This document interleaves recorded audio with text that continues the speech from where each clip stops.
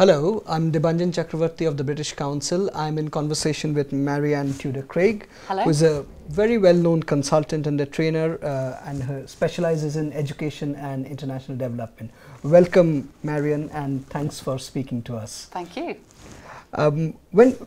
How's been your experience at this conference till now? Oh wow, I mean there is such a buzz around. We're at the end of the first day so far, and yeah, there's people are talking to speakers, to each other. It's a real chance for teachers and teacher educators to get together and talk about their practice, and it's obvious that people are enjoying it just from the levels of dialogue that are going on and the enthusiasm that everyone is showing.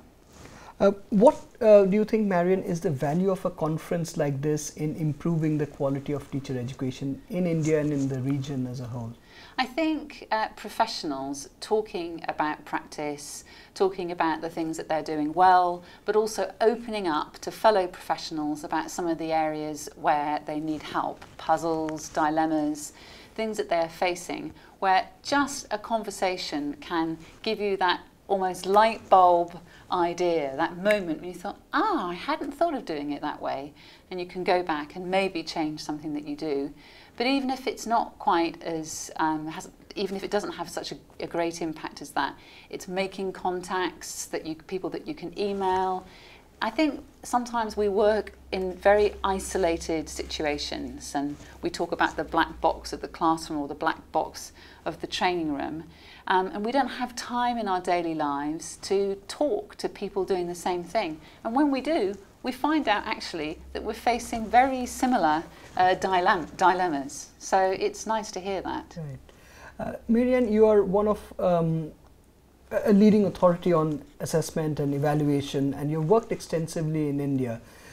What do you make of the very animated debates and discussions going on around CCE in India in particular at this I think it's time? really important that these debates are going on. I think introducing a policy that actually affects teaching and learning as much as assessment systems is bound to lead to debate, to controversy, and a way of making the whole CCE better is to be talking about it here and now, discussing it openly and honestly, so that together we can contextualize it, familiarise ourselves with all the different aspects of it, and ultimately improve the system.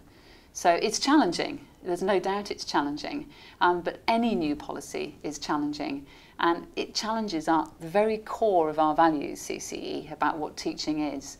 So it will take time to embed and for people to feel comfortable with it.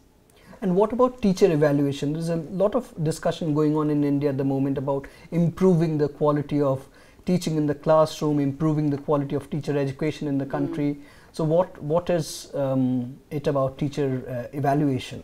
Well, research shows, I think there was research conducted by the OECD in 2005 that showed that some things we can't influence, like how much happens at home with a child who's learning, we can't influence easily.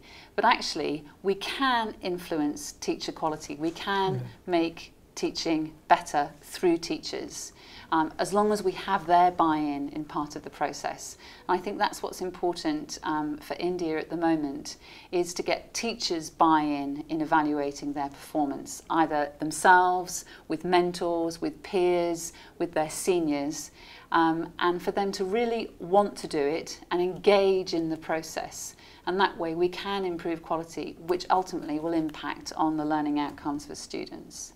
You mentioned teachers being feeling a little bit threatened by the word teacher evaluation. Yeah. What is the way around it, and what's happening internationally to tackle those fears? I think teachers are threatened around the world. I don't think this is anything that's just particular to India.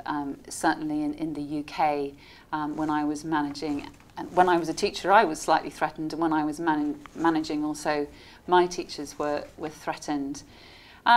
I think it's very difficult. I think if you've got similar processes that are going on at a school level for developmental purposes that use similar tools to what you might be doing on a more formal level, teachers become more comfortable with it. just getting teachers comfortable with the idea of having other people in their classes on a day-to-day basis, not just to showcase a one-off lesson, but there often. The more you get used to it and the more you get used to talking before observations, after observations about this, the more kind of natural it becomes and the less threatening. And actually you can begin to quite enjoy it, because it can be ways into making your life and your work easier. Marianne, I'll change the topic of in quite a little bit. You have been working in India and South Asia for a while now. In the last decade or so, India has witnessed what is probably one of the massive largest intervention in primary and elementary education anywhere in the world. 98% of the children aged between 6 and 14 in India are now going to school. We know from various reports, both government and non-government agency reports. What do you think are the particular challenges, especially about English language teaching in such a context where so many more people are being educated by the state? Large classes, particularly where for English language teaching I think there should be just as much focus on speaking as there is on writing or listening, but being able to conduct realistic speaking activities in the classroom is challenging if you've got 50, 60, 70 or over 100 children, and being able to assess those children's speaking ability. For the teacher to know every child and the progress that they're making, where they need help, is really challenging if you've got a large class. I also think, and I've seen examples of this, it's very interesting in India at the moment that the Indian English is used as the model. But this can be difficult because regionally there's a difference, and that can be quite challenging. So I don't have any answers for that. That's not my areas of expertise, but I know there are discussions about how you can come to an agreement on what correct pronunciation should be used, etc.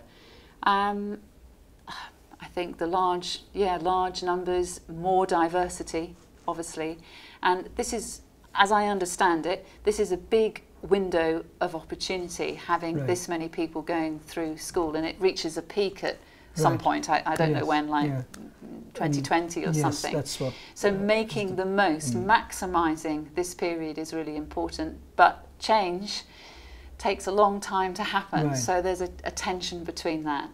I think maybe doing the best that we can to manage those two factors as effectively for the future citizens and leaders of India.